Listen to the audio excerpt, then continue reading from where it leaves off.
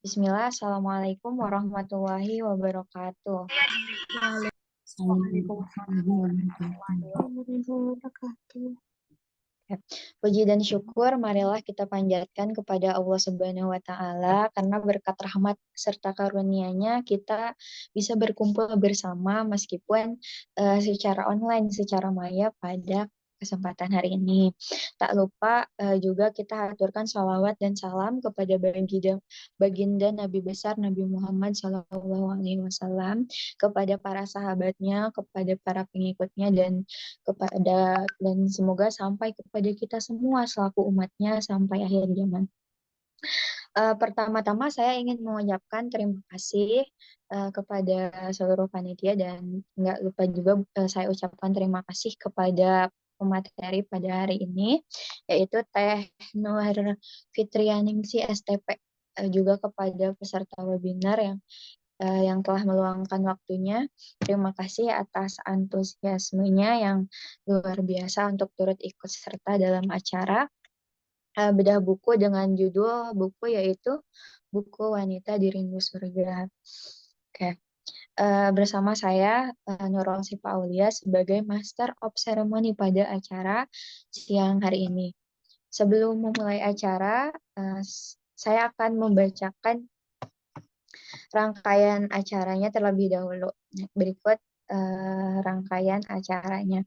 Yang pertama ada pembacaan tilawah Al-Quran, kemudian dilanjutkan dengan pembacaan sipil oleh moderator, pembukaan, pemaparan materi, kemudian sesi tanya jawab, pembacaan kesimpulan, closing statement, dan nanti ada pembacaan doa, dan nggak lupa juga kita dokumentasi terlebih dahulu dan penutup. Oke, baik. Teman-teman yang berbahagia, untuk memulai acara memulai acara kita pada hari ini, alangkah baiknya kita berdoa terlebih dahulu. Berdoa dimulai.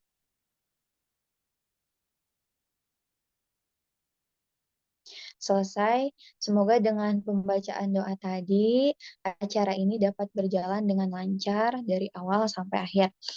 Kemudian selanjutnya adalah pembacaan ayat suci Al-Quran oleh Saudari Azra Padi.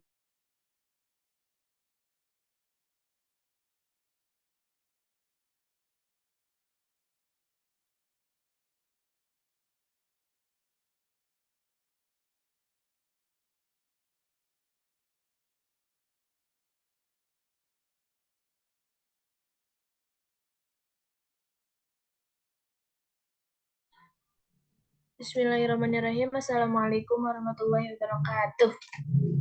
Waalaikumsalam warahmatullahi wabarakatuh. A'udzu billahi minasy syaithanir rajim. Bismillahirrahmanirrahim. والذين آمنوا وعملوا الصالحات سندخلهم جنات تجري من تحتها الأنهار خالدين فيها أبدا وعد الله حقا ومن أصدق من الله قيلا ليس بأمانيكم ولا أماني أهل الكتاب من يعمل سوءا يجز به ولا يجد له من دون الله وليا ولا نصيرا من ذكر أو أنثى وهو مؤمن فأولئك يدخلون الجنة ولا يظلمون نقيرا. Sadaqallahul azim. Terima kasih. Wassalamualaikum warahmatullahi wabarakatuh. Baik, terima kasih, Masya Allah, kepada Teh Azra ya yang sudah membacakan ayat suci Al-Qur'annya. Kita langsung aja ke acara intinya yang kita tunggu-tunggu, yaitu pemaparan materi oleh narasumber kita pada hari ini yang udah hadir di tengah-tengah kita. Nanti acara ini akan dipandu oleh moderator Arzita Elvito, kader LDK 2021. Sebelum saya menyerahkan acara ini, saya akan membacakan CV moderator terlebih dahulu. Berikut adalah CV-nya, Teh Vidya. Oke. Teh Vidya lahir di Brebes tanggal 28 Juli 2023.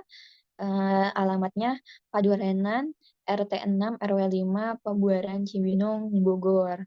Kemudian riwayat pendidikannya di SDN Paguruan, SMPN 1 Cibinong, Seman 1 Cibinong, dan sekarang di Universitas Juanda. Pengalaman organisasinya menjadi wakil ketua, ketua Ahwat, dan ketua divisi Keputrian Rohis At-Tarbiyah Seman 1 Cibinong itu tahun 2009 sampai 2020. Kemudian menjadi sekretaris Himpunan Mahasiswa Administrasi Publik Universitas Juanda dari tahun 2023 sampai sekarang, baru ya. Kemudian anggota Departemen Kepartian Lembaga Dakwah Kampus Universitas Juanda. Itu. Itu dia tadi CV pemateri. Baik, acara selanjutnya saya serahkan kepada moderator, kepada Teh Vidya, dipersilahkan. Baik, jazakillah khair kepada Ukti Sifa yang telah mempersilahkan saya selaku moderator untuk mengambil alih kegiatan. Assalamualaikum warahmatullahi wabarakatuh. Yang terhormat, Teh Nur Fitrianingsih STP selaku pemateri bedah buku, yang kami hormati Teh Nur Asih Maulida selaku Kepala Departemen Kementerian Kabinet Al-Iltizam periode 2023-2024. Alhamdulillahirrahmanirrahim, hari ini kita diberikan sehat oleh Allah sehingga dapat join dalam kegiatan bedah buku online part 1. Tak lupa juga sholawat serta salam senantiasa tercurah kepada Nabi Muhammad Sallallahu Alaihi Wasallam. Tujuan diselenggarakannya bedah buku online part 1 dengan judul Wanita di Surga yaitu dapat memberikan pemahaman kepada peserta kegiatan mengenai sosok muslimah yang dirindu oleh surga, menambah daya tarik pembaca karena mengetahui betapa pentingnya kandungan yang terdapat dalam isi buku. Selain itu, dengan adanya bedah buku, semoga dapat mengambil ibroh yang dapat diimplementasikan dalam kehidupan sehari-hari. Pada kegiatan bedah buku online part 1 menggunakan buku dengan judul Wanita di Rindu Surga karya Dr. Mustafa Murad. Buku ini memiliki 4 gizi utama. Pertama, mengapa wanita menjadi mayoritas penghuni neraka. Kedua, siapa sajakah wanita-wanita yang dijanjikan surga. Ketiga, seperti apa kedudukan wanita di surga. Keempat, apakah kesibukan para penghuni surga. Nah, pada kegiatan hari ini insya Allah akan membedah buku dari halaman 19 sampai 105 yang mengandung 2 poin gizi utama yang pertama. Lalu saya akan memperkenalkan pemateri bedah buku dengan membacakan CV beliau.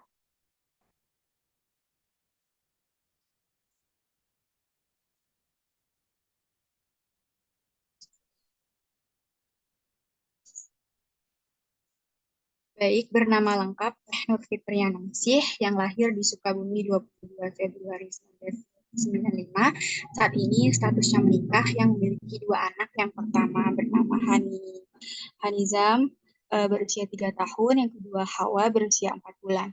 Dan riwayat pendidikannya ada di SDN Gunung Puyuh CBN Kota Sukabumi, SMP Universitas Juanda Bogor, FIPHAL, jurusan Teknologi Pangan dan Gizi, angkatan 2013. Pengalaman organisasinya ketua DPD LIK Muklis 2014-2015, Komisi C FSLDK Priangan Barat 2015-2017, BEM FIPHAL, alumni kami, dan aktivitas sekarang ini yaitu menjadi ibu rumah tangga dan pegiat literasi tauhid atau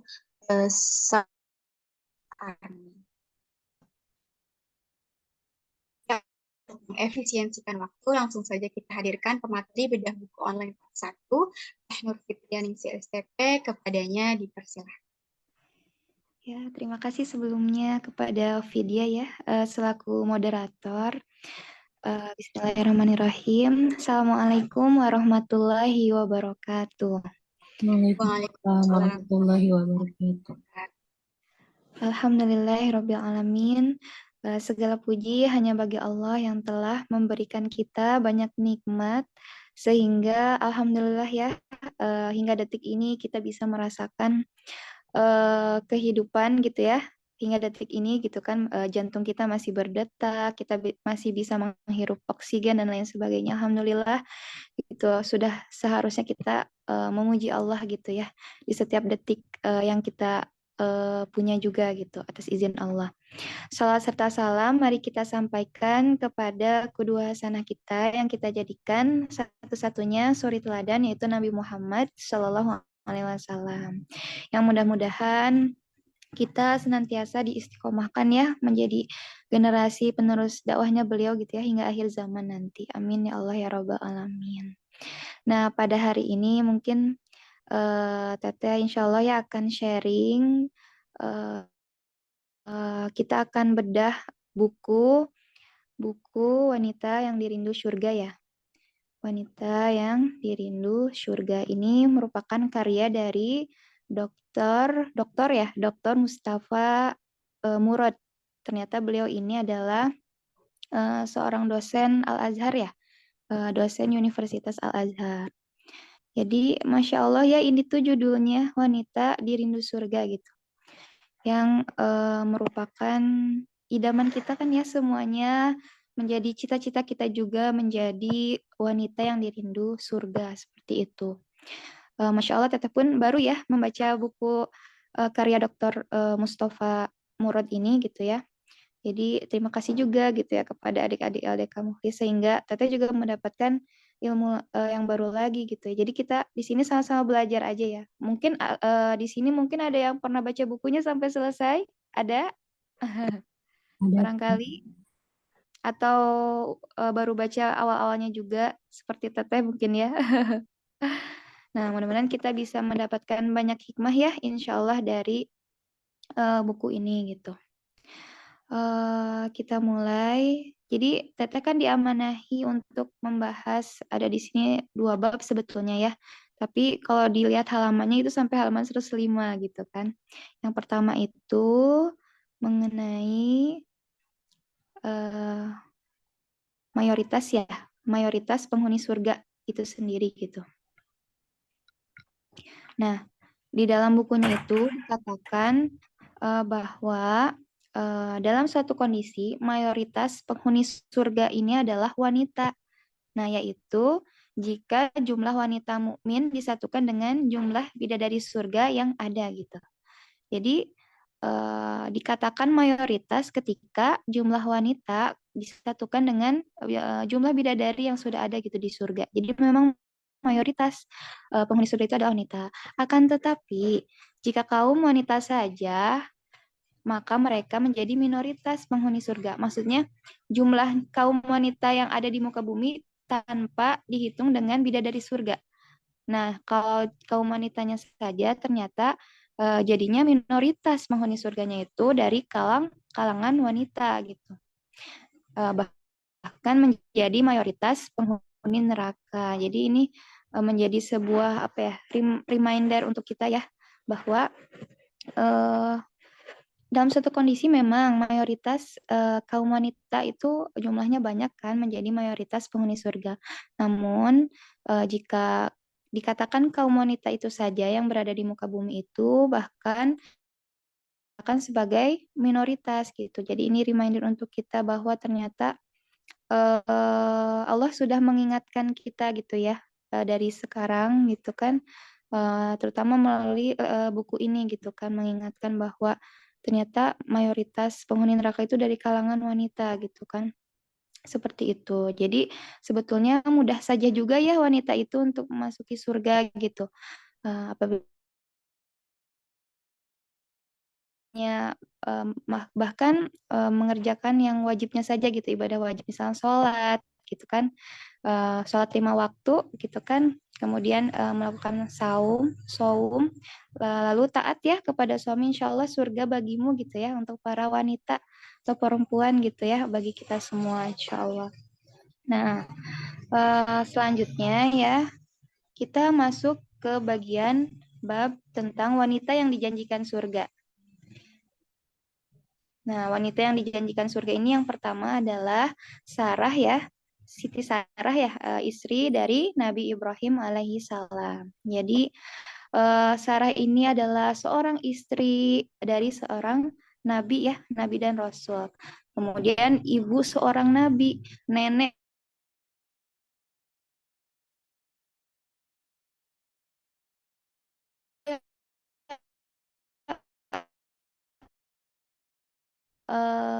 apa ya? Ya dari nasab puluhan nabi gitu. Dan madu dari ibu seorang nabi yaitu Hajar. Jadi memang kan Nabi Ibrahimnya nanti kita ceritakan menikah lagi kan dengan Siti Hajar. Nah sekarang kita balik lagi ke Sarahnya. Jadi apa namanya?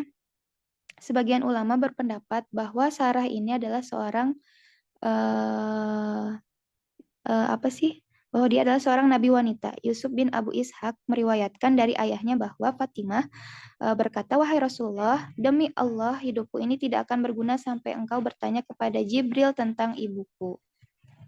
Maka Rasulullah menanyakan dan Jibril menjawab, "Kelak di surga dia berada di antara Maryam dan Sarah." Jadi di sini dikatakan bergembiralah Anda wahai wanita mukminah dengan surga yang luas. Dikatakan di sini kecantikan Sarah pun ya adalah separuh dari kecantikan Hawa. Jadi kecantikannya alami gitu ya, Masya Allah. Jadi dikatakan lagi Sarah ini adalah istri dari seorang nabi dan rasul ya, dari nabi dan rasul yaitu Nabi Ibrahim alaihissalam. Kemudian beliau itu adalah tadi kan dikatakan ibu seorang nabi. Ibunya yaitu dari Nabi Ishak alaihissalam. Dan Sarah ini merupakan nenek dari seorang nabi yaitu Yakub dan buyut seorang nabi yaitu Yusuf alaihissalam. Nah, seperti itu. Kemudian madu dari ibu seorang nabi yaitu Hajar, ibu Ismail alaihi salam. Jadi Sarah ini adalah beliau itu berakhir apa ya? Tempat berakhirnya nasab para nabi dari kaum Bani Israel ya pada waktu itu, yaitu Nabi Musa, Harun, Daud, Sulaiman, Zakaria, Yahya, Uzair, Armia, Isa dan yang lainnya. Seperti itu. Nah, jadi memang Sarah ini Masya Allah ya pesona kecantikannya seperti itu. Nah, jadi dikatakan juga tak ada seorang pun wanita gitu ya yang menandingi kecantikannya. Nah, Rasulullah Shallallahu Alaihi Wasallam bersabda, suatu ketika Nabi Ibrahim ya memasuki suatu wilayah yang dikuasai oleh seorang raja yang lalim atau zalim ya. Diceritakan, jadi pada waktu itu Ibrahim itu kan bersama Sarah ya datang ke negeri Mesir. Nah, pada waktu itu ternyata raja yang ada di Mesir itu adalah raja yang lalim gitu. Raja itu tuh apa ya? Dia tuh menyukai wanita-wanita cantik itu ya. Ketika tahu ada seorang wanita cantik yang masuk ke negeri Mesir pada waktu itu, padahal itu istrinya dari Nabi Ibrahim. Karena ternyata raja yang di Mesir tersebut juga apa ya? Dia berani gitu untuk menceraikan seorang istri dari istri dari seorang laki-laki gitu. Seperti itu saking dia apa sih lalimnya itu ya zalimnya terhadap wanita-wanita terutama wanita yang cantik seperti itu. Nah, setelah raja itu mengetahui Sarah masuk ke negeri Mesir, akhirnya raja itu memintakan ya untuk mengundang Sarah gitu ya. Dan mengundang Sarah ke istananya gitu. Kemudian akhirnya Ibrahim pun ya mengirimkan Sarah kepada raja dan berkata kepadanya gitu ya, memberikan pesan gitu kepada Sarah. Janganlah engkau menyalahi perkataanku, sesungguhnya aku telah memberitahunya bahwa engkau adalah saudara perempuanku. Karena di negeri ini tidak ada seorang mukmin pun kecuali aku dan engkau. Wah, ternyata kondisinya di negeri Mesir saat itu adalah banyaknya kaum kafir ya yang beriman hanya Nabi Ibrahim dan Sarah. Nah, lalu Sarah akhirnya datang ke istana dan ternyata apa? Rajanya meminta Sarah untuk tinggal bersama raja gitu. Nah, setelah mendengar permintaan itu, akhirnya apa yang dilakukan oleh Sarah? Sarah mengambil air wudhu, Masya Allah ya, dan melaksanakan sholat sambil berdoa gitu kan. Ya Allah, jika engkau tahu bahwa aku beriman kepadamu dan Rasulmu, dan aku menjaga kehormatanku untuk suamiku, maka jangan engkau biarkan aku dikuasai oleh orang kafir itu atau raja itu ya. Kemudian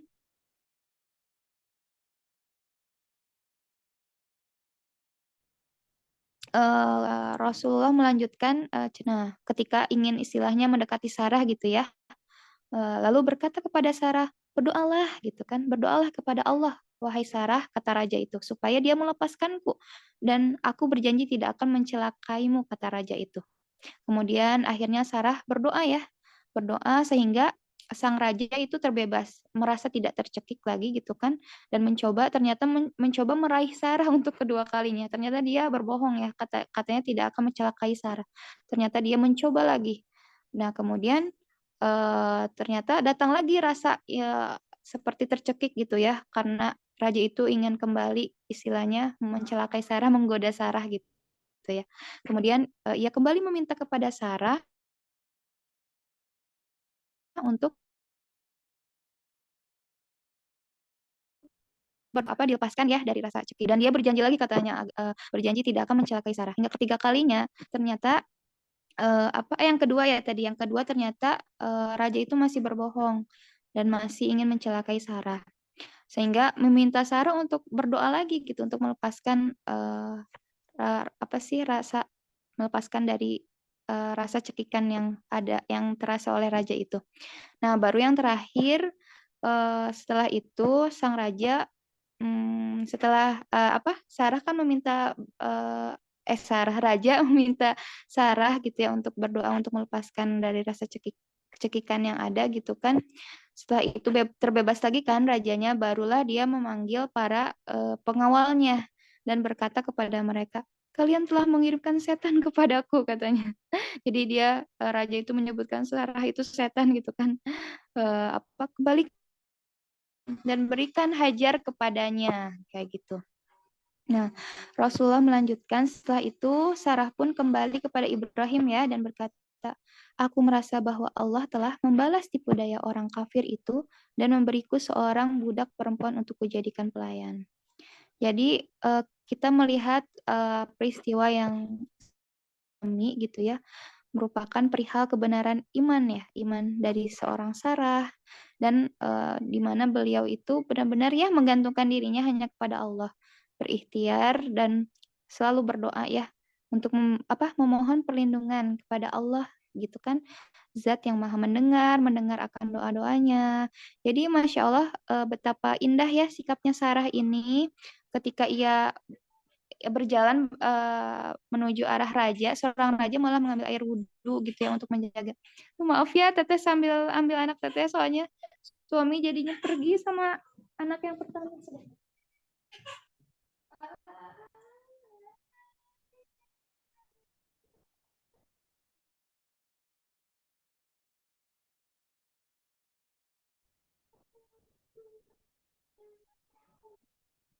Hawa ikutan ya? Hawa belum mau itu kan, belum mau ini. Nah, temenin ibu ya. Nah, ini ada Hawa. Maaf ya. Mudah-mudahan Hawa anteng ya. Nah, tadi sampai mana ya? Bentar ya Hawa ya. Jadi kita di sini pesannya, jadi kita diajarkan untuk benar-benar ya bertawakal kepada Allah gitu. Dan buktinya, Masya Allah, Sarah ini diberikan kemuliaan ya, kemuliaan oleh Allah gitu kan.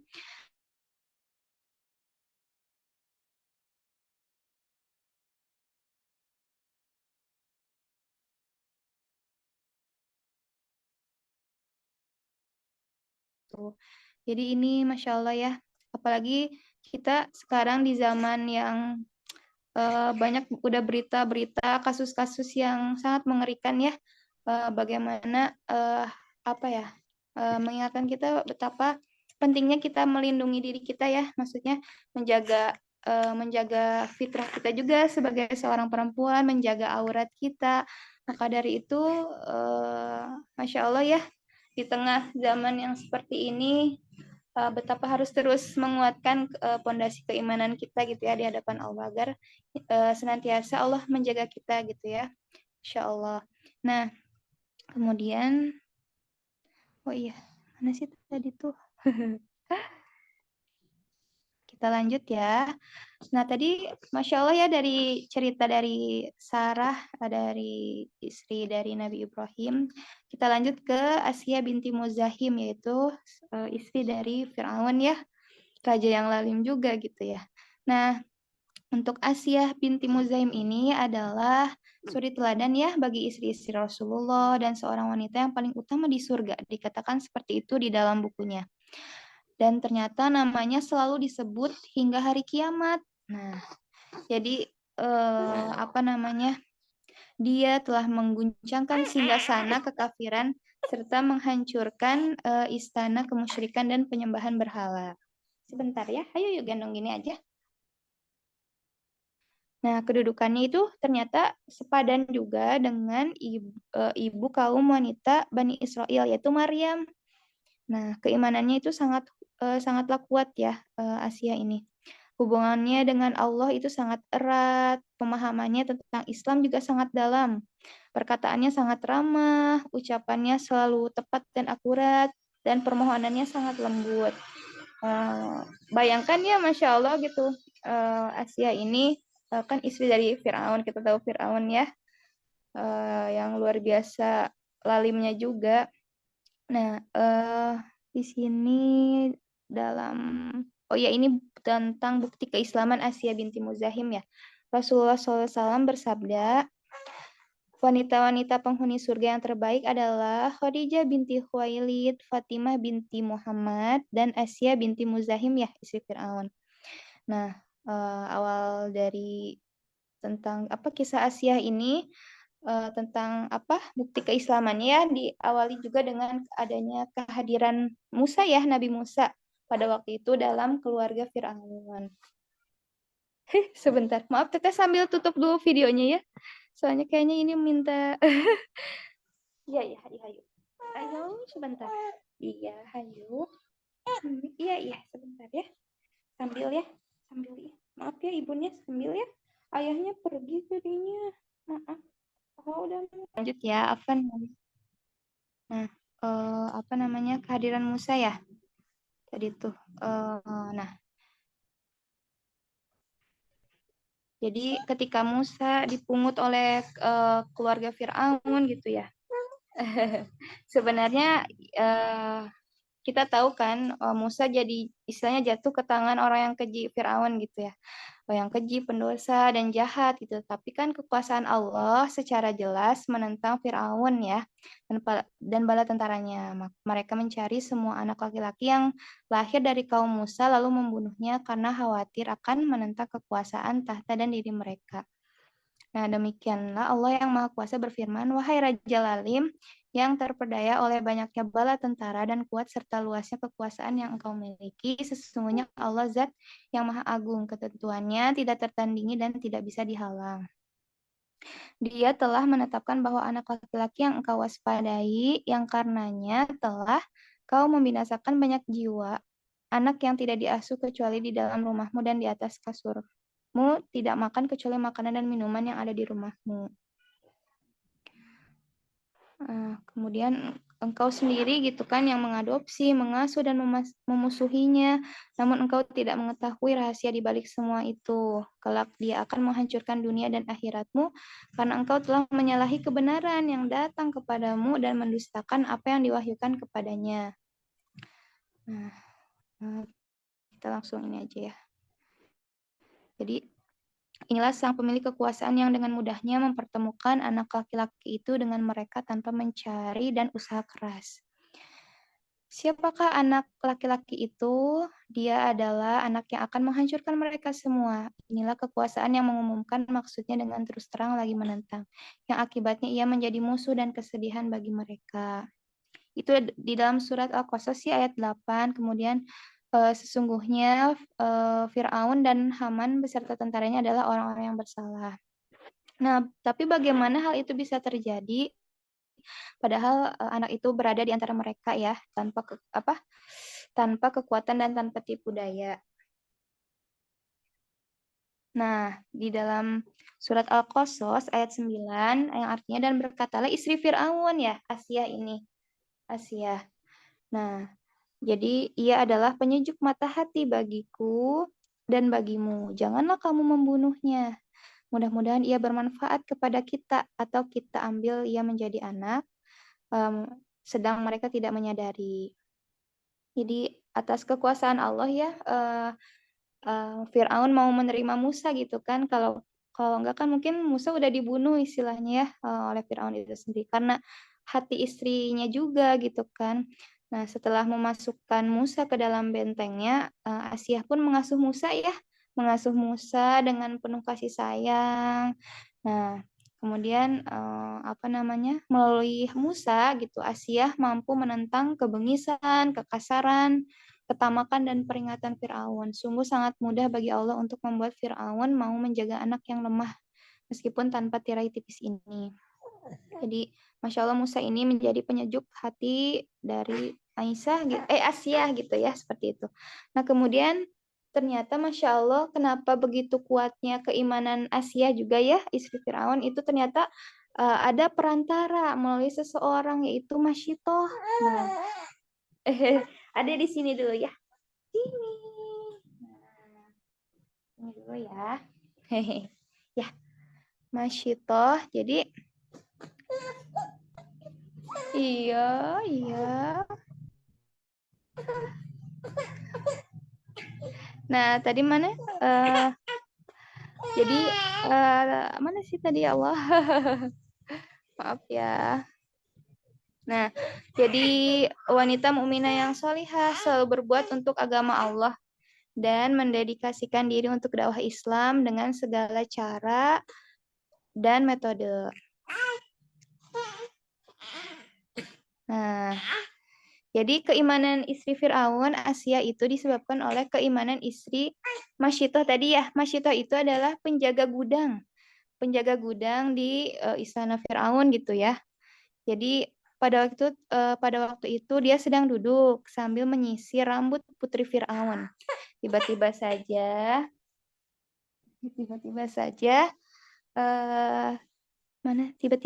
sisir itu terjatuh dari tangannya. Seketika itu dia berkata, "Binasalah orang yang kufur kepada Allah." Putri Fir'aun pun bertanya kepadanya, "Apakah engkau memiliki rob selain ayahku?" Nah, Masyitoh menjawab, "Ya Robku, Rob ayah.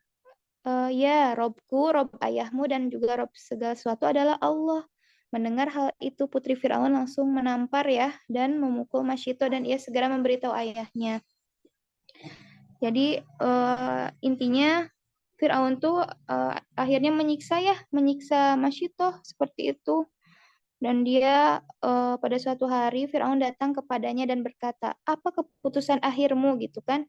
Dia masih memberi waktu kepada Masyitoh gitu. Maksudnya apakah akan tetap beriman kepada Allah atau beriman kepadaku, kata Fir'aun tuh. Lalu dia menjawab dengan tetap ya memegang teguh pendiriannya, Tuhanku itu Robku, Robmu, dan Rob segala sesuatu itu adalah Allah gitu kan, kata Masyitoh.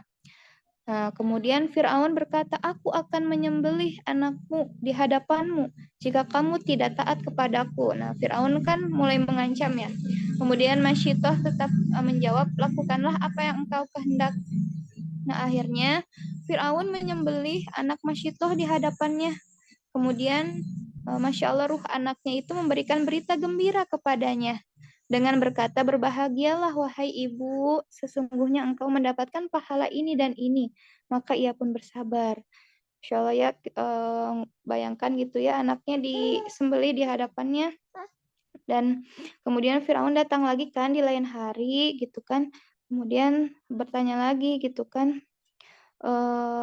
Apa ya? Intinya Masyito ini akhirnya, nah di sini apa sih? Lalu menyembelih anak kan udah ya, kemudian ruh anaknya memberikan berita gembira dan berkata, "Bersabarlah wahai ibuku, sungguhnya Allah telah memberimu pahala ini dan ini." Nah, Abu Aliyah berkata ternyata istri Fir'aun juga mendengar perkataan kedua anak Masyito sehingga ia pun beriman. Jadi ketika Asia beriman itu ketika mendengar perkataan dari tadi ya, dari ruh anaknya Masyito gitu. Nah, kayak gitu. Jadi tidak diragukan lagi bahwa istri Fir'aun itu mengetahui siksaan keji yang ditimpakan kepada Masyito. Dia juga melihat ketetapan hati seorang wanita mukminah keteguhannya terhadap agama, dan tidak takut kepada celaan orang yang suka mencela. Bahkan dia memperlihatkan keimanannya dan menyerukan keesaan Allah di negeri kafir. Jadi berkat peristiwa yang terjadi pada diri Masyito, Asia juga tersentuh hatinya ya dan akhirnya beriman. Hawa, bentar ya Hawa ya. Nah, jadi Masyito itu kan budak Fir'aun ya dan anak-anaknya. Oh iya sebentar, kita lanjut ya sebentar. Jadi kembali lagi ya kepada Siti Asiyah ya. Jadi beliau adalah teladan ya, teladan kita dalam menaati Allah dari semua godaan dan rintangan yang ada gitu. Oleh sebab itu, beliau itu layak diabadikan dalam Al-Quran yang kekal, yang kalimatnya selalu dilantunkan di seluruh penjuru alam semesta dan diturunkan melalui perantara malaikat Jibril. Disebutkannya juga istri Fir'aun ya, yaitu Asiyah ya bersama Maryam binti Imran di dalam Al-Quran menunjukkan kedudukan yang tinggi sehingga membuatnya layak untuk disejajarkan dengan Maryam. Semua itu disebabkan oleh hal-hal yang melingkupi kehidupannya sebagaimana yang telah kami sebutkan di atas. Jadi mereka berdua itu dua potret wanita ya, yang suci, yang beriman, percaya dan taat. Jadi Masya Allah, ya Asia ini disejajarkan dengan Maryam ya, seperti itu. Nah kita lanjut ya, Maryam. Masya Allah, Maryam ibunda dari Nabi Isa ya. Maryam adalah ibu dari kaum wanita Bani Israel. Ada yang mau digendong? Sebentar ya. Bentar, duduk. Iya, ayo. Tunggu. Mana aisnya, Dek? Ada dia. Ya, itu ya. Mana itunya? Ini. Ini. Ya. Oke. Ya. Ada sini dulu ya. Bentar ya. Jadi Maryam adalah ibu ya dari kaum wanita Bani Israel. Ibu dari seluruh kaum wanita di jagat raya. Masya Allah, Maryam ini namanya berulang kali disebutkan di dalam Al-Quran. Dialah satu-satunya wanita yang melahirkan anak tanpa ayah ya. Jadi bahkan ada yang berpendapat bahwa Maryam ini adalah ibu dari semua wanita penghuni surga. Masya Allah. Nah ini ada disebutkan dari bukunya mengenai keindahan mahkota Maryam. Apa keindahan mahkota Maryam ya? Dalam surat Ali Imran ayat 42. Dan ingatlah ketika malaikat Jibril berkata, "Hai Maryam, sesungguhnya Allah telah memilih kamu, menyucikan kamu dan melebihkan kamu atas segala wanita di dunia semasa dengan." Ya, ada. Nah, ini deh. Hop. Nah.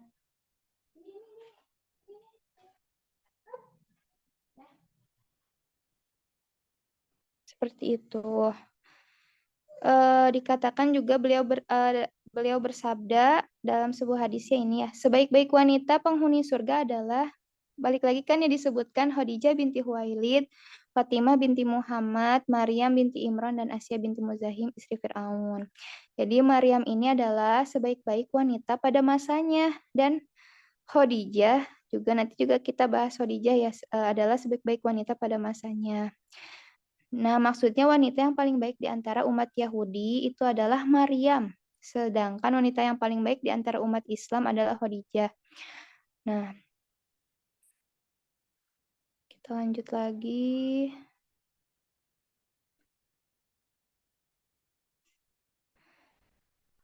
Mana sih tadi tuh yang ini?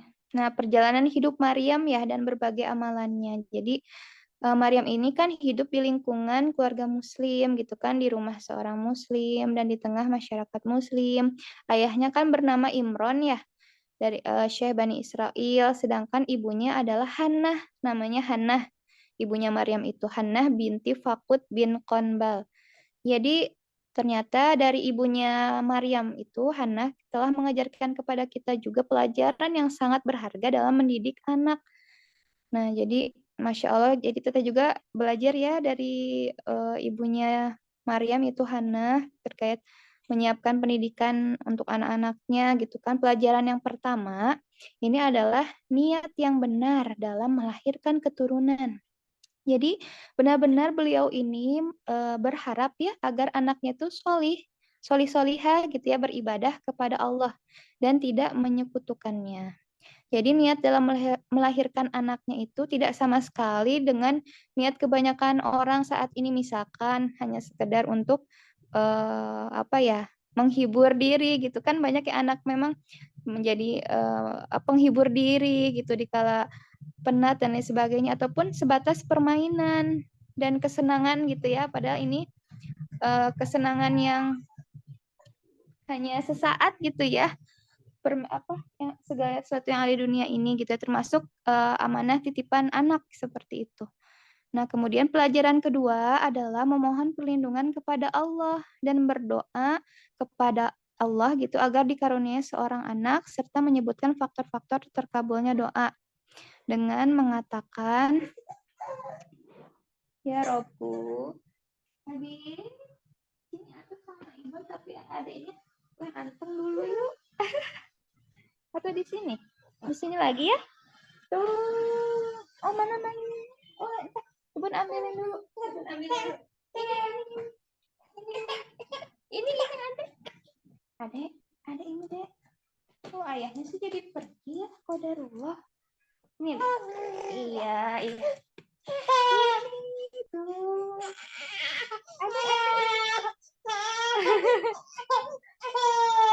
Mas Ibu sebentar ya, boleh? Iya. Nah, pegang dulu bentar. Ya Allah. Jadi dalam Quran surat Ali Imran ayat 35 ya Robku. Sesungguhnya aku menazarkan kepada engkau anak yang dalam kandunganku menjadi hamba yang soleh dan berkhidmat di Baitul Maqdis. Karena itu terimalah nazar itu dariku. Sesungguhnya engkau lah yang maha mendengar lagi maha mengetahui. Dia memulai doanya dengan menyebut Rob semesta alam dengan menggunakan lafal Rob ya. Tidak mengatakan Allahumma. Ya, ini merupakan sebuah pelajaran penting ketika seorang mukmin berdoa kepada Allah, hendaklah menggunakan Asmaul Husna ya, nama-nama terbaik, nama-nama indah Allah yang menunjukkan pada permohonannya. Nah, ini Hannah ini merendahkan diri ya di hadapan Allah dengan mengulang-ulang lafal, terimalah doaku, sesungguhnya engkau, kan seperti itu. Dia juga memohon dengan menggunakan Asmaul Husna yang sesuai dengan keadaan ya. Nah, Hannah ridho terhadap rezeki yang dia terima, tidak memprotes apalagi marah karena anak yang dilahirkannya itu adalah seorang anak perempuan. Dengan penuh keridhaan ia kembali menyebut kata Rob. Kenapa sayang? Kipas-kipas ya? Kipas-kipas ya? Ya. Sambil kipas-kipas. Ini kipas-kipas. Iya, kipas-kipas ya. Nah, selanjutnya jadi Rasulullah juga melakukan apa yang telah dilakukan Ibu Maryam. Dalam sebuah hadis sahih disebutkan bahwa Nabi memohon perlindungan untuk Hasan dan Husain dengan membaca surat Al-Ikhlas, Al-Falaq, dan An-Nas sebanyak 3 kali. Lalu beliau meniup telapak tangannya. Kemudian beliau mengusapkan kedua tangannya ke tubuh Hasan dan Husain ya. Nah, jadi tak diragukan. Iya, ini tak di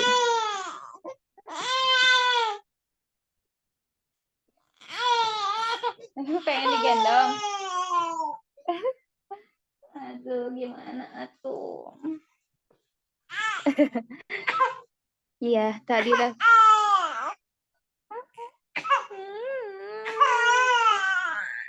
Aduh, maaf ya, sebentar. Tak diragukan lagi ya bahwa tindakan ini bisa menjaga anak dari gangguan setan serta membiasakannya untuk mencintai Al-Quran dan As-Sunnah. Ya sayang, sebentar ya. Nah, ini mas. Iya.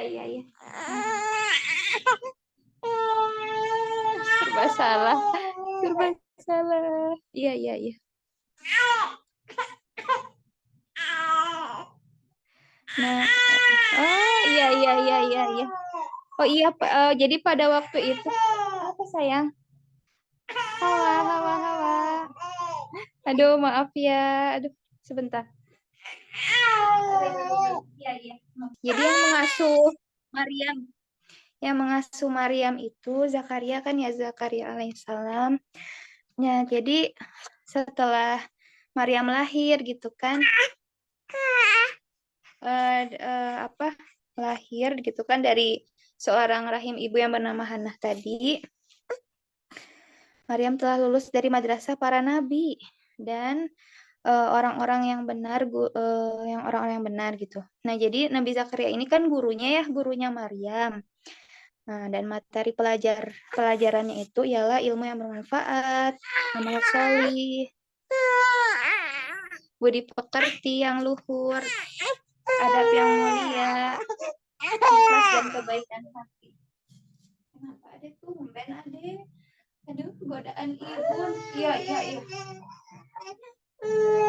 Ada tumben. Ngantuk, ini mah ngantuk lagi. Yang ngantuk, iya. Nah, jadi apa namanya? Derajat. Iya ngantuk. Ada bobo lagi ya. Bismillah. Derajat Maryam ini terus meningkat ya, dimulai dari tingkatan ahli ibadah gitu kan. Nah, kemudian tingkatan orang-orang yang berjalan menuju Allah dan tingkatan orang-orang yang berlari kepada Allah, bahkan sampai pada derajat orang-orang yang jujur dan benar. Jadi Al-Quran ini, bahkan Al-Quran ya telah menggambarkan sosok Maryam untuk diberi kehormatan yang tiada duanya. Di antaranya adalah ketika sedang sendirian di dalam tempat ibadah dan Zakaria meninggalkannya, maka diturunkan buah-buahan dari langit kepadanya, buah-buahan yang istimewa, yaitu buah-buahan musim panas yang berbuah pada musim dingin, dan buah-buahan musim dingin yang berbuah pada musim panas. Jadi peristiwa ini terjadi sekali atau dua kali, ya, tetapi terus terjadi berulang kali. Masya Allah. Ini ada dalam Al-Quran. Quran Surat Ali Imran ya, ayat 37. Setiap Zakaria masuk untuk menemui Maryam di mihrab, ia dapati makanan di sisinya. Zakaria berkata, "Hai Maryam, dari mana kamu memperoleh makanan ini?" Maryam menjawab, "Makanan itu dari sisi Allah. Sesungguhnya Allah memberi rezeki kepada siapa yang dikehendakinya tanpa hisab." Lalu Zakaria bertanya, "Dari mana? Dari mana buah-buahan ini?" Maryam menjawab, "Buah-buahan itu dari Allah." Iya, dari Allah ya, Dek ya. Sesungguhnya Allah memberi rezeki kepada siapa yang dikehendakinya ya, tanpa disangka-sangka. Jadi Maryam tahu bahwa zat yang maha memberi rezeki adalah Allah. Semakin bertambah kemuliaan yang diberikan kepadanya, bertambah pengakuannya terhadap nikmat Allah dan kedekatannya kepada zat yang memberi nikmat itu. Oh ya. Aku sayang. Nah, jadi Maryam ini ini tumben. Maryam mendedikasikan seluruh hidupnya untuk beribadah. Kemudian sehingga orang-orang itu sedih. Ya. Sehingga orang-orang menjulukinya Maryam al-Batul, orang yang meninggalkan kehidupan duniawi, hidup duniawi untuk beribadah kepada Allah. Bahkan kelezatan ibadah telah membuatnya lupa menikah. Gitu kan, ternyata salah satu yang membuat beliau ternyata sampai lupa menikah karena sangat menikmati hidupnya itu penuh dengan beribadah kepada Allah ya. Betapa lezatnya beribadah kepada Allah. setelah sampai pada kedudukan tertinggi dalam ibadah dan takwa, makin bertambahlah kualitas imannya. Oh, sayang. Dan mengungguli seluruh wanita Bani Israel dalam ketaatan dan keilmuan. Jadi Allah ini meninggikan derajat ini ya, Maryam gitu ya, atas semua wanita Bani Israel. Ngantuk ini mah, pengen bobo lagi. Iya. Iya, sabar ya, Dek ya. Nah, bila seorang ada yang ngisi ya, Masya Allah, ikut ngisi adek. Iya. Jadi Maryam ini adalah sosok wanita yang selalu patuh, beribadah, taat, sujud dan ruku, sehingga ada yang mengatakan dia menyepi di dalam mihrab sambil ruku, sujud, dan berdiri sampai kedua telapak kakinya mengeluarkan cairan berwarna kuning. Masya Allah ya, sampai beribadah, mungkin sholat ya di sini ya, sampai mengeluarkan cairan berwarna kuning di telapak kakinya. Sayang. Maryam sujud sampai kedua matanya mengeluarkan cairan berwarna kuning. Nah, kemudian jadi tidak ada seorang wanita pun ya di muka bumi ini yang mendapatkan kedudukan seperti Maryam. Jadi sesungguhnya Allah telah menyanjungnya 2 kali dengan kedudukan ini di dalam Al-Quran. Adapun wanita lain tidak pernah disanjung seperti ini meskipun mereka disebutkan dalam hadis Nabi ya, tatkala Maryam telah sampai pada ujian dan cobaan pun datang. Jadi semakin semakin orang tersebut beriman gitu, maka semakin berat ya ujian dan cobaannya, termasuk Maryam ini. Nah, jadi diriwayatkan bahwa Maryam ini mengasingkan diri ya, karena pada waktu itu dia sedang haid, di sini dikatakan. Ya Allah, apa kenapa, Nak? Sebentar. Maryam mengasingkan diri karena dia sedang haid. Maka dia tinggal di tempat yang jauh. Tiba-tiba seorang lelaki yang sempurna datang kepadanya. Sebenarnya lelaki itu adalah malaikat utusan Allah. Maryam pun menyerang lelaki itu, apalagi dia telah masuk tanpa izin dan mengusik kesendiriannya. Maryam yakin bahwa lelaki itu hendak bermaksud jahat, maka dia menasihatinya dengan berkata, sesungguhnya aku berlindung darimu kepada Ar-Rahman jika kamu seorang yang bertakwa. Orang yang bertakwa ialah orang yang takut kepada Allah, dan bila dia menapaki jalan setan, maka iman datang untuk memperingatkannya agar kembali kepada jalan takwa. Lelaki itu pun menjawab, sesungguhnya aku adalah utusan Rabbmu. Lanjut lelaki itu, aku akan memberimu seorang anak laki-laki yang suci. Mungkin seorang wanita yang berada pada kondisi demikian akan membayangkan kebiasaan orang-orang jahat ya, dan durhaka, yang menyandarkan kejahatannya kepada Allah. Artinya dia ingin berbuat durhaka, tetapi dia mengejek dan mencemooh. Ini adalah persangkaan terhadap para pelaku maksiat. Nah, tanpa basa-basi, pada waktu itu Maryam langsung berkata, bagaimana mungkin aku akan mempunyai anak, sedangkan aku seorang perawan ya? Tak ada seorang pun yang pernah menyentuhku, dan aku tidak pernah berzina. Nah, malaikat Jibril mengejutkan Maryam dengan ujian dan cobaan yang berat. Nah, kemudian Jibril memberinya kabar gembira untuk menyatukan antara ujian yang berat dan kabar gembira, agar kami dapat menjadikannya suatu tanda bagi manusia dan sebagai rahmat dari kami.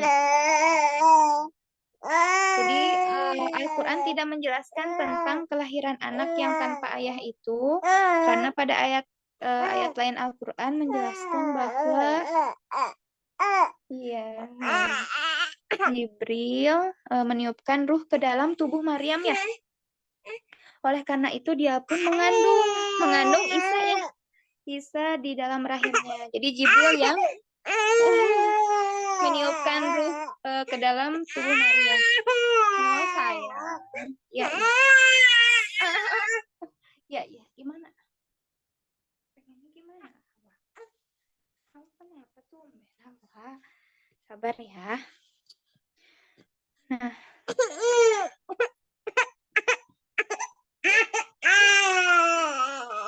Oh, iya, iya, iya. Seorang wanita pun tidak ada seorang wanita pun di muka bumi ini yang mendapatkan kedudukan seperti Maryam ya. Seperti itu. Nah, kemudian apa namanya? Oh, itu yang ada. Jadi pada waktu itu Allah tuh menjaga kehormatannya Maryam. Ya ini saya menjaga kehormatannya Maryam gitu ya. Sebagaimana karena dia telah Allah telah memberinya seorang putra ya tanpa ayah. Jadi sebenarnya tidak sulit bagi Allah untuk menciptakan seorang anak tanpa melalui proses kehamilan dan kelahiran, tanpa rasa sakit pada saat hamil dan melahirkan, serta tanpa tiupan. Namun Allah ingin membiasakan Maryam untuk merasakan jerih payah terhadap sesuatu. Jadi hal ini disebabkan selama ini dia tidak pernah merasakan jerih payah memberinya anak tanpa sebab dan akan mengalirkan sungai di bawahnya juga tanpa sebab. Berarti udah lewat banyak ya, Afwan. Nah, ini ya kita singkat aja langsung ya. Jadi tadi itu Maryam ya udah disebutkan. Kemudian yang selanjutnya adalah Fatimah. Fatimah binti Muhammad, pemimpin wanita penghuni surga. Teteh agak percepat ya, maaf ya. Jadi kita tahu ya Fatimah ini kan anak dari Rasulullah ya, Nabi Muhammad SAW. Seperti itu. Jadi apa namanya? Beliau itu kan menikah dengan Ali ya, Sayyidina Ali pada waktu itu. Dan hidupnya itu, ini gambarannya aja ya, hidupnya itu sangat sederhana ya ketika berumah tangga dengan Ali gitu kan. Tidurnya aja disebutkan kan istilahnya selimutnya ya, ketika dipakai misalkan sampai kepala itu pasti kelihatan kaki gitu. Dan ketika kakinya tertutupi, kepalanya akan terlihat seperti itu. Betapa sederhananya hidup Fatimah bersama Ali pada waktu itu. Dan sehingga diceritakan juga ya, Ali itu kan bolak-balik itu yang mengangkat air kalau tidak salah sampai dadanya sakit. Kemudian Fatimah sendiri menggiling tepung gitu ya dengan tangannya gitu sampai sakit juga tangannya sampai melepuh kayak gitu. Apa sih? Padahal kan bisa aja ya minta pembantu gitu ya untuk membantu urusan rumah tangganya, tapi tidak. Ketika akhirnya Ali meminta Fatimah untuk meminta seorang pembantu gitu ya kepada Rasulullah, Fatimah itu malu-malu gitu. Ketika bilang kepada Rasulullah meminta pembantu gitu ya, malu-malu nggak berani. Diceritakan seperti itu. Padahal kan tangannya udah sampai melepuh kayak gitu ya untuk menggiling tepung dan sebagainya. Nah, kemudian apa sih di sini Rasulullah? Nah, Rasulullah bersabda, Jibril telah mengajariku beberapa kalimat yaitu, nah akhirnya ada pesan Rasulullah gitu kan, Jibril telah mengajariku beberapa kalimat yaitu bacalah tasbih subhanallah 10 kali, tahmid alhamdulillah kan ya 10 kali dan takbir 10 kali setiap kali selesai sholat. Dan bila kalian beranjak ke tempat tidur, maka bacalah tasbih 33 kali, tahmid 33 kali, dan takbir 34 kali. Nah, Ali berkata, demi Allah, aku tidak pernah meninggalkan kalimat-kalimat itu sejak Rasulullah mengajarkannya kepadaku. Nah, Rasulullah akan marah karena kemarahan putrinya dan ridho karena keridhaan putrinya. Ketika Ali hendak berpoligami dan menduakan Fatimah dengan menikahi putri Abu Jahal, Rasulullah berdiri di atas mimbar sembari bersabda, Sesungguhnya Bani Hashim bin Mughirah meminta izin kepadaku untuk menikahkan putri mereka dengan Ali bin Abi Thalib, tapi aku tidak mengizinkannya. Diulang sebanyak 3 kali, kecuali jika Ali bin Abi Thalib mau menceraikan putriku dan menikahi putri mereka. Karena Fatimah itu belahan dari jiwaku. Aku akan bingung jika ia merasa bingung, dan aku akan sakit jika ia sedang sakit. Jadi, Masya Allah ya, Fatimah ini anak dari Rasulullah yang sangat, istilahnya dikatakan tadi ya, bagaikan belahan jiwa dari Rasulullah juga gitu kan. Jadi ternyata di dalam rumah tangganya, meskipun Fatimah gitu ya, merasa istilahnya kepayahan ya dalam melakukan aktivitas sehari-harinya gitu ya, dengan cobaan yang berat.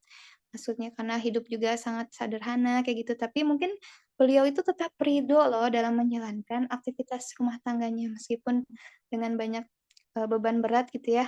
Tapi ternyata tetap ridho, makanya Rasulullah juga tetap ridho ya dengan putrinya itu.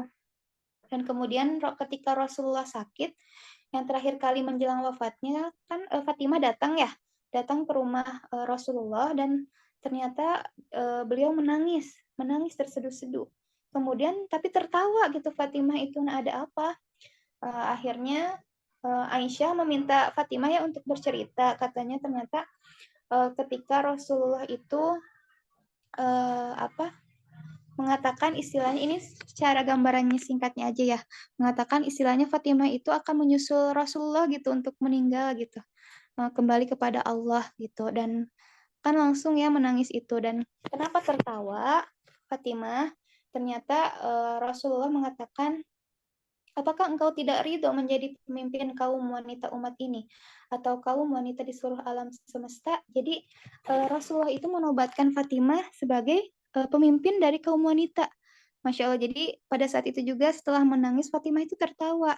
Nah, Masya Allah ya. Jadi istilahnya dinobatkan langsung sama ayahnya sendiri, Rasulullah, bahwa Fatimah ini adalah pemimpin dari kaum wanita umat ini, Masya Allah. Dan tak lama setelah wafatnya Rasulullah, ternyata selang berapa ya tadi, waktu Teteh baca tuh 4 bulan apa, ternyata Fatimah menyusul meninggal, wafat juga menyusul Rasulullah SAW. Nah, kemudian tentang mukminin Khadijah ya, Khadijah binti Khuwailid ini, langsung aja ya kita tahu beliau adalah seorang saudagar ya, yang Masya Allah dermawan, mengorbankan banyak hartanya untuk kepentingan dakwah Rasulullah. Wanita pertama kan ya yang masuk Islam pada waktu itu adalah Khadijah binti Khuwailid, dan banyak pengorbanannya. Kemudian beliau itu orang yang pertama kali percaya kan dengan Rasulullah, yang pertama kali beriman, seperti itu. Banyak sekali ya yang makanya beliau juga disebut Ummul Mukmin ya, ibunya dari para mukminah, ya, dari wanita-wanita yang beriman, seperti itu. Nah, kemudian Khadijah ini juga kan satu-satunya istri Rasulullah ya yang memberikan anak pada waktu itu.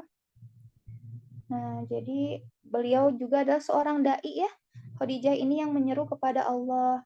Dan di rumahnya itu dipenuhi loh oleh para wanita yang selalu bertanya tentang berita yang tersiar. Jadi dakwahnya itu di rumahnya gitu ya, mengajak wanita-wanita yang lain secara sembunyi-sembunyi dan tenang sekali gitu di rumahnya itu. Ya, Khadijah itu Masya Allah. Kita juga tahu ya, Khadijah itu adalah sosok wanita yang memang wanita yang tenang dan bisa menenangkan Rasulullah kan ya, ketika pertama kali mendapatkan wahyu di Gua Hiro pada waktu itu. Pulang-pulang kan Rasulullah itu menggigil gitu ya, mungkin masih pada ingat ceritanya, menggigil dan akhirnya pulang, dan akhirnya diselimuti ya oleh Khadijah. Nah, kemudian juga di sini keteladanan dari Khadijah adalah menolong orang yang teraniaya dan memberi makan orang yang kelaparan dengan pertolongan dan makanan yang sangat banyak. Jadi rumahnya itu ya menjadi tempat berlindung bagi orang yang takut serta menderita. Nah, di sana ada makanan bagi orang yang lapar gitu ya, dan jadi tempat tinggal bagi orang yang terusir. Nah, jadi Masya Allah ya, hatinya itu selalu terbuka untuk berjihad. Semakin berat perjuangan yang Khadijah emban, maka bertambahlah kesenangan dan kegembiraannya. Masya Allah ya, Khadijah itu malah semakin senang dan gembira ketika semakin merasakan beratnya perjuangan. Jadi Masya Allah betapa Allah memberkahi perjuangannya. Nah, kayak gitu. Yang terakhir ya, Aisyah yaitu disebut guru kaum wanita di sini. Kita tahu ya, Aisyah itu seorang istri Rasulullah kan ya, yang sangat muda, memang dinikahi saat gadis kan, masih kecil ya. Tapi ya Rasulullah nggak langsung menggauli Aisyah seperti itu. Nah, Aisyah ini kan kita tahu betapa cerdasnya ya beliau gitu kan, mampu menghafal ribuan hadis ya, dan ya menjadi penyampai riwayat hadis-hadis Rasulullah, karena kan ya kehidupannya sebagai istri setiap hari gitu ya, bisa meneladani Rasulullah seperti itu. Jadi disebut juga Aisyah ya, Aisyah ini istri Rasulullah di dunia dan di akhirat seperti itu. Nah, sedikit lagi ya, udah tentang Aisyah ya. Jadi sebetulnya ada banyak peristiwa yang dialami Aisyah sepanjang hidupnya bersama Rasulullah yang menunjukkan keutamaannya. Namun demikian, penulis di sini menyebutkan 2 peristiwa saja ya pada kesempatan ini. Nah, yang pertama antara gemerlap kehidupan dunia atau hidup bersama Rasulullah. Jadi, ini ceritanya yang agak itu ya. Sebentar. Suatu ketika Umar bin Khattab itu berkata kepada pembantu Rasulullah, "Tolong katakan kepada Rasulullah, Umar minta izin untuk masuk." Pembantu itu masuk dan sesaat kemudian keluar lagi menemuiku dan berkata, aduh maaf ini hawanya kentut. Ya Allah. Aku telah menyebutkan namamu kepada beliau, tapi beliau diam tidak memberikan jawaban. Kemudian aku beranjak pergi hingga sampai di dekat mimbar dan aku duduk. Di sana aku mendapati sekumpulan orang sedang duduk dan sebagian ada yang menangis. Nah, lalu aku kembali mendatangi pembantu itu dan berkata, "Tolong katakan kepada Rasulullah, Umar minta izin masuk." Pembantu itu masuk dan sesaat kemudian keluar lagi dan berkata kepadaku, "Aku telah menyebutkan namamu kepada beliau, tapi beliau diam tidak memberikan jawaban." Mendengar jawaban itu, aku pun beranjak pergi. Sejurus kemudian pembantu itu datang memanggilku dan berkata, "Masuklah, kamu telah diizinkan masuk." Aku pun masuk dan mengucapkan salam kepada Rasulullah. Pada Rasulullah, ketika itu aku mendapati beliau sedang bersandar di atas alas hingga membekas pada salah satu sisi badannya. Aku bertanya, "Wahai Rasulullah, apakah engkau menceraikan istri-istrimu?" Beliau mengarahkan pandangannya kepadaku dan berkata, "Tidak." Oh iya, Teteh baru ingat Aisyah ini sempat itu kan ya ada kabar istilahnya kabar yang tidak baik lah gitu pada Rasulullah gitu kan, sehingga pokoknya intinya waktu itu tuh Aisyah tuh pernah melakukan perjalanan, kemudian ada seseorang kan ya, Teteh lupa namanya apa nih ya, seorang laki-laki, intinya ada cerita bohong tentang ternodanya kesucian Aisyah ya. Jadi pada waktu itu tuh peristiwa ini sebetulnya peristiwa yang bohong gitu, kebohongan yang sangat jelas. Jadi intinya pada waktu itu tuh kan Aisyah itu ikut ya waktu itu tuh ikut ingin pada peperangan bersama Rasulullah. Nah, hingga ketika pada waktu itu istirahat gitu ya di tempat dekat kota Madinah.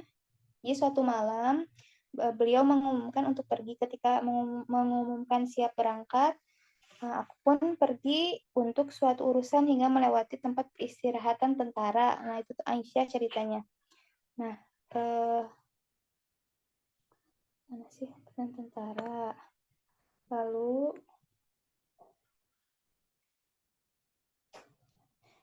intinya beliau itu kan Aisyah itu pakai kalung gitu ya yang terbuat dari batu akik. Jadi kalungnya tuh hilang, jatuh. Nah, kayak gitu.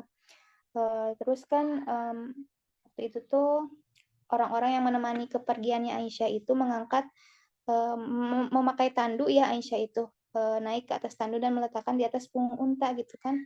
Nah, mereka mengira aku telah berada di dalam tandu itu. Hal itu disebabkan kaum wanita pada waktu itu berbadan kurus dan tidak gemuk. sebab mereka hanya mengonsumsi beberapa suap makanan. Nah, jadi setelah mereka membawa unta gitu ya untuk memulai perjalanan, kemudian setelah mereka pergi, baru Aisyah itu menemukan kalungnya ya kembali di tempat persinggahan mereka. Nah, namun Aisyah itu tidak mendapati seorang pun dari mereka yang memanggil atau menyahut. Jadi pada waktu itu akhirnya Aisyah menuju tempat persinggahannya ya, karena menurut Aisyah itu apa sih? Siapa tahu pada nyariin Aisyah gitu ya, pada nyariin Aisyah juga. Nah, pada waktu itu Aisyah tuh sempat ngantuk dan tertidur. Nah, saat itulah ada nama seorang laki-laki, Sofwan ya di sini, Sofwan bin Al-Mu'atta As-Sulami Az-Zawani yang berada di belakang tentara tiba-tiba berada di tempat singgahku. Dia melihat ada sosok hitam yang sedang tertidur. Maka dia langsung mengenaliku saat melihatku. Dia pernah melihatku sebelum turun ayat hijab. Demi Allah kami tidak berbicara sepatah kata pun. Tak ada satu kata pun yang keluar dari mulut kami. Jadi intinya nggak ngomong apa-apa Aisyah itu sama Sofwan itu gitu ya. Sehingga akhirnya mereka berdua tuh apa sih di sini? Tak ada satu kata pun yang keluar. Lalu dia menuntun dan menderumkan untanya. Jadi cuma menawarkan untanya, kemudian dinaikkan ya oleh Aisyah dan berjalan menuntun unta kan Sofwannya itu. Nah, jadi dari kisah itu banyak berita-berita bohong gitu istilahnya. Aisyah sudah dinodai oleh laki-laki lain, padahal itu tidak gitu ya, tidak terjadi. Nah, Rasulullah tuh memang kayak sempat marah gitu sama Aisyah, tapi akhirnya enggak ya, karena kan Aisyah adalah sosok yang menjaga juga gitu kan keimanannya. Sempat Aisyah itu kan memang ya hatinya juga lembut ya, jadi sepanjang hari dia menangis tak henti-henti gitu ya, seperti itu. Nah, akhirnya pada suatu saat Rasulullah akhirnya datang setelah mengetahui bahwa berita yang tersebar itu kan bohong ya. Jadi akhirnya beliau duduk di samping Aisyah karena selama berita tersebar itu berita bohong itu tersebar, Rasulullah itu belum mau duduk di samping Aisyah. Nah, akhirnya mau duduk di samping Aisyah. Nah, jadi wahyu terkait dengan masalah yang menimpa Aisyah ini belum juga turun kan kepada beliau gitu ya. Nah, setelah duduk, Rasulullah mengucapkan 2 kalimat syahadat, kemudian berkata, "Amma ba'du hai Aisyah, ada orang yang menyampaikan berita kepadaku tentangmu gitu kan. Begini dan begitu. Jika kamu tidak bersalah, maka Allah akan membebaskanmu. Namun jika kamu benar-benar telah melakukan perbuatan dosa itu, maka mohonlah ampun kepada Allah dan bertobatlah kepadanya. Sesungguhnya seorang hamba jika mengakui dosanya lalu bertobat, maka Allah akan menerima taubatnya." Nah, setelah Rasulullah mengatakan semua itu, akhirnya Aisyah tuh berhenti nangis ya. Nah, dan berkata kepada ayahnya gitu, "Jawablah apa yang dikatakan Rasulullah tentangku," gitu. Aisyah minta ayahnya yang menceritakan. Nah, "Demi Allah aku tidak tahu apa yang harus kukatakan kepada Rasulullah." Kemudian Aisyah berkata kepada ibunya, "Jawablah apa yang dikatakan Rasulullah tentangku." Ibunya Aisyah juga berkata, "Demi Allah, aku tidak tahu apa yang harus ku katakan kepada Rasulullah." Nah, akhirnya Aisyah itu menjelaskan saat itu masih belia kan ya dan tidak banyak membaca Al-Quran. "Demi Allah, sungguh aku tahu kalian telah mendengar perkataan ini sehingga telah menancap pokok dalam jiwa kalian dan kalian membenarkannya. Dan jika kuakui perbuatan ini di hadapan kalian, padahal Allah tahu aku terbebas dari perbuatan ini, pasti kalian akan percaya. Demi Allah, aku tidak mendapati contoh bagiku dan bagi kalian selain ayah Nabi Yusuf." Istilahnya jadi tatkala kebenaran diperlihatkan ya kepada Rasulullah, beliau pun tertawa gitu. Kalimat pertama yang beliau ucapkan adalah, "Wahai Aisyah, pujilah Allah, dia telah membebaskan kehormatanmu." Kemudian ibuku berkata, "Berdirilah untuk menghadap Rasulullah." Aku pun menjawab, "Demi Allah, aku tidak akan berdiri menghadapnya. Aku tidak akan memuji kecuali hanya kepada Allah." Lalu Allah menurunkan ayat, "Sesungguhnya orang-orang yang membawa berita bohong itu adalah dari golongan kamu," juga sampai firman-Nya, "Allah adalah Maha Pengampun lagi Maha Penyayang." Jadi ayat-ayat tersebut Allah turunkan untuk membebaskan kehormatanku, menyatakan bahwa aku tidak bersalah. Abu Bakar yang selama ini menanggung biaya hidup, menafkahi Misa bin Usasa karena hubungan kerabat dan kondisinya yang fakir, berkata, demi Allah selamanya aku tidak akan menginfakkan sedikit pun dari harta bendaku kepada Mistah setelah dia menyebarkan berita bohong ini tentang Aisyah. Jadi yang menyebarkan berita bohongnya itu namanya Mistah, Mistah ya, seperti itu. Jadi intinya aja lagi ya. Jadi ini adalah cobaan ya, cobaan yang berat yang menimpa Aisyah maupun Rasulullah pada waktu itu ya. Nah, melalui kisah ini Allah mengangkat derajat sebagian orang, merendahkan sebagian orang, menambahkan petunjuk, dan iman kepada orang-orang yang mendapat petunjuk. Nah, jadi ujian dan cobaan yang berat itu memicu ya tertahannya wahyu Allah tentang masalah itu selama 1 bulan. Semua itu dimaksudkan agar hikmah yang Allah tetapkan menjadi sempurna dan tampak dalam bentuk yang sangat sempurna, serta untuk menyempurnakan penghambaan diri Aisyah, sosok wanita yang jujur dan kedua orang tuanya.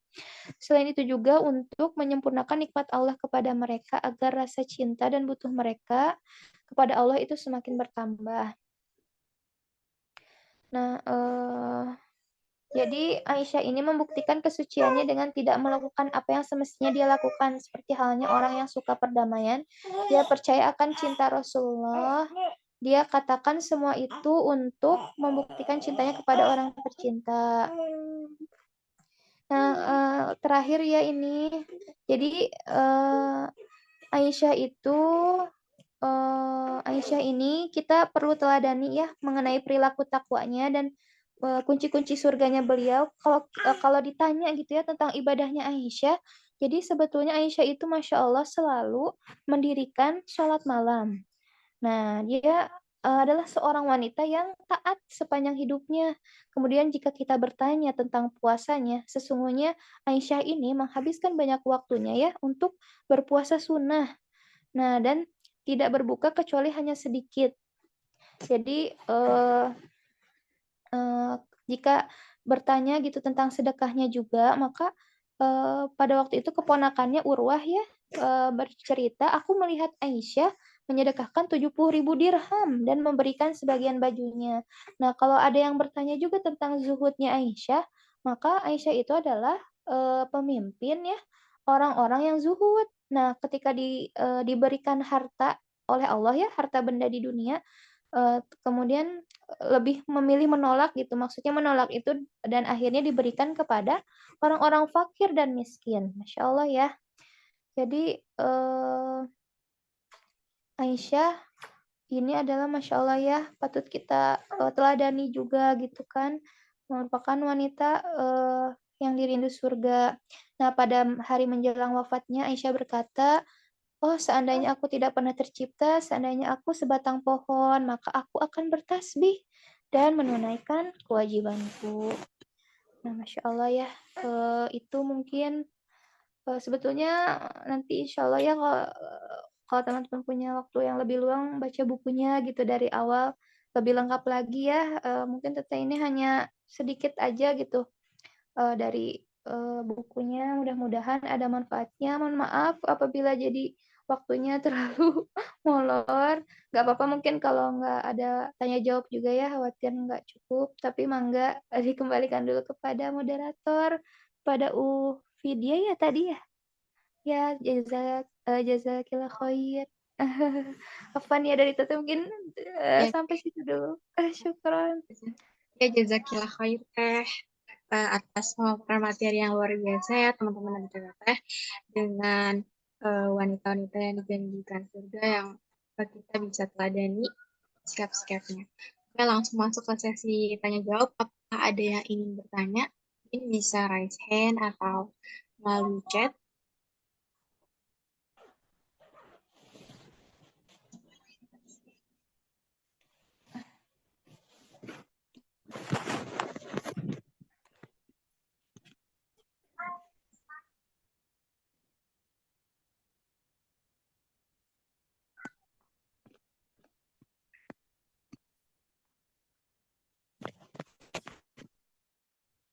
Oke, baik.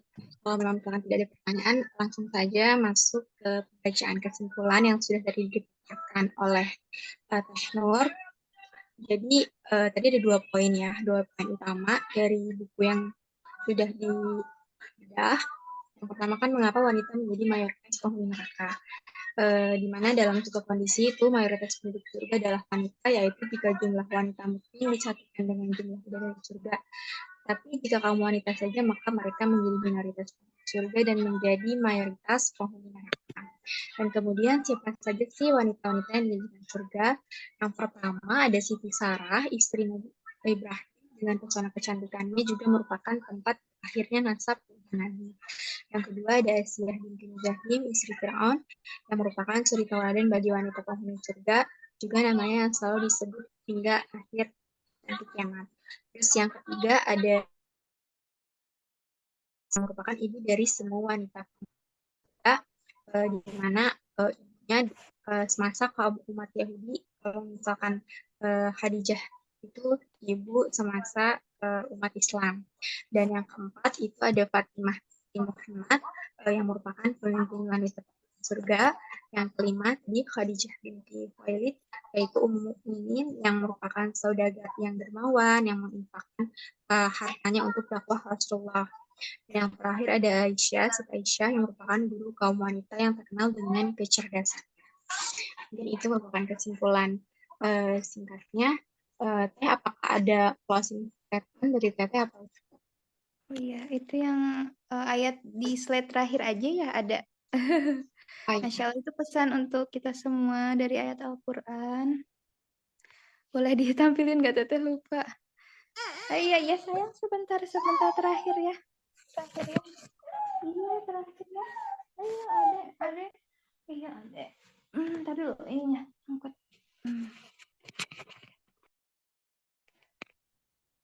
Ada nggak? Oh ya udah sebentar. Teteh. Aduh. Apa lagi tadi teh? Mana ya? Ya.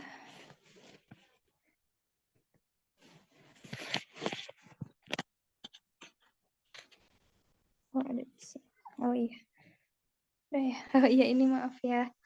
Nah ini Masya Allah kalau closing statement dari Teteh ya sudah seharusnya kepada kita gitu ya kaum muslimah yang insya Allah beriman di hadapan Allah gitu untuk menjadikan wanita-wanita teladan yang tadi ya sudah kita sebutkan dari Sarah, istri Ibrahim, kemudian Maryam gitu ya binti Imran, apalagi Asiyah ya yang istri Fir'aun, kemudian Khadijah binti Huwailid, dan Aisyah ya yang terakhir ya. Itu Masya Allah gitu yang patut kita teladani selalu keteladanannya. Semoga menjadi penguat kita ya sebagai seorang wanita yang hidup di akhir zaman ya. Kita tuh Masya Allah. Nah, dan dalam surat An-Nahl ayat 97 dikatakan ya yang artinya barang siapa yang mengerjakan amal solih baik laki-laki maupun perempuan dalam keadaan beriman maka sesungguhnya akan kami berikan kepadanya kehidupan yang baik dan sesungguhnya akan kami beri balasan kepada mereka dengan pahala yang lebih baik dari apa yang telah mereka kerjakan. Masya Allah, jadi kuncinya kita di hidup di dunia ini yaitu beramal solih gitu ya karena kita nggak tahu ya amal mana yang Allah terima gitu maka kita perbanyak amal solih sambil terus memperbaiki niat kita meluruskan niat kita untuk melakukan apapun di dunia ini hanya karena Allah Subhanahu Wa Taala. Jadi segala sesuatu yang kita kerjakan ataupun misalnya teteh kan ibu rumah tangga gitu alhamdulillah di rumah ngapain aja sih kayak ngurusin anak gitu misalkan di dapur kayak gitu-gitu ya beres-beres rumah kayak gitu. Nah itu kita niatkan untuk ibadah ya kepada Allah insya Allah. Jadi amal solih juga mungkin nanti juga teman-teman ada yang berkarir ataupun menjadi ibu rumah tangga ya semuanya sama-sama mulia ketika berusaha menjalankan amanah itu dengan sebaik-baiknya seperti itu. Mungkin itu saja. Mohon maaf ya apabila banyak kekurangan dan kesalahan dari Teteh. Mohon maaf ya banyak terdistraksi. Karena qadarullah ini ayahnya pergi tadi tuh sama anak Teteh yang pertama ke rumah kakek nganterin pulang dari sawah, Masya Allah gitu. Nah, kapan-kapan pada main ke sini ya. Teteh ini tinggalnya di desa gitu. Mungkin itu ya. Semoga suatu saat juga bisa main ya ke Unida atau ke Bogor gitu. Silaturahim insya Allah. Terima kasih ya. Assalamualaikum warahmatullahi wabarakatuh. Waalaikumsalam warahmatullahi wabarakatuh. Baik, Teh, jazakallah khair juga. Saya selaku moderator pamit undur diri, kurang lebih mohon maaf, dan kegiatan saya alihkan kepada MC. Oke, baik. Terima kasih kepada moderator yang telah memandu acara kita pada siang hari ini, dan juga terima kasih kepada narasumber kita hari ini, Teh Nur Fitrianingsih, yang sudah memberikan materinya yang luar biasa. Semoga bisa bermanfaat buat kita semua. Amin. Hadirin semua teman-teman, tiba di penghujung acara. Sebelum acara ini ditutup, alangkah baiknya kita berdoa terlebih dahulu. Pembacaan doa penutup akan dipandu oleh Teh Mina Marlina, Kader LDK 22. Kepadanya saya persilahkan. Baik, terima kasih sih Pak. Assalamualaikum warahmatullahi wabarakatuh. Sebelum kita membaca doa, langkah baiknya kita beristighfar 3 kali. Astagfirullahaladzim, astagfirullahaladzim, astagfirullahaladzim. Bismillahirrahmanirrahim. Allahumma innaka ta'lamu anna hadhil qulub qad ijtama'at ala mahabbatika wa taqat ala ta'atik wa tawahhadat ala da'atik wa ta'ahadat ala nusrati syari'atik. فوثق اللهم رابطتها وأدم ودها واهدها سبلها واملأها بنورك الذي لا يخبو واشرح صدورها بفيض الإيمان بك وجميل التوكل عليك وأحيها بمعرفتك وأمتها على الشهادة في سبيلك إنك نعم المولى ونعم النصير اللهم آمين. اللهم إنا نسألك سلامة في الدين وعافية في الجسد وزيادة في العلم وبركة في الرزق وتوبة قبل الموت ورحمة عند الموت ومغفرة بعد الموت اللهم هون علينا في سكرات الموت والنجاة من النار والعفو عند الحساب ربنا آتنا في الدنيا حسنة وفي الآخرة حسنة وقنا عذاب النار سبحان ربك رب العزة عما يصفون وسلام على المرسلين والحمد لله رب العالمين. Wassalamualaikum warahmatullahi wabarakatuh. Terima kasih kepada Teh Mina yang udah memandu untuk pembacaan doa penutup pada hari ini. Sebelum acaranya benar-benar berakhir, kita akan melakukan sesi dokumentasi terlebih dahulu. Baik, silakan kepada peserta yang bisa on cam, silakan on kamera dulu karena mau sesi dokumentasi.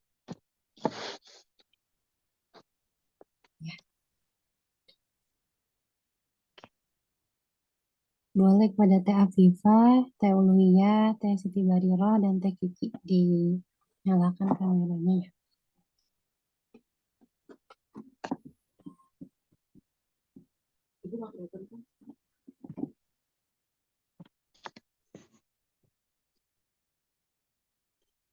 Baik, hitungan ada di anak. 1, 2. 1, 2. Ya, sudah. Oke. Baik, oke, makasih buat teman-teman semua yang udah hadir. Alhamdulillah rangkaian acara hari ini berjalan lancar. Mungkin tadi ada beberapa yang tersendat. Terima kasih buat seluruh panitia, buat pemateri, dan semua peserta. Saya Nurul Sifa Aulia selaku MC pada hari ini. Mohon maaf bila ada kekurangan. Akhir kata, wassalamualaikum warahmatullahi wabarakatuh. Waalaikumsalam. Waalaikumsalam warahmatullahi wabarakatuh. Jazakallah. Hatur nuhun ya semua, tetap semangat. Terima kasih Ya. juga. Tetap pamit ya. Sehat-sehat. Assalamualaikum. Ya.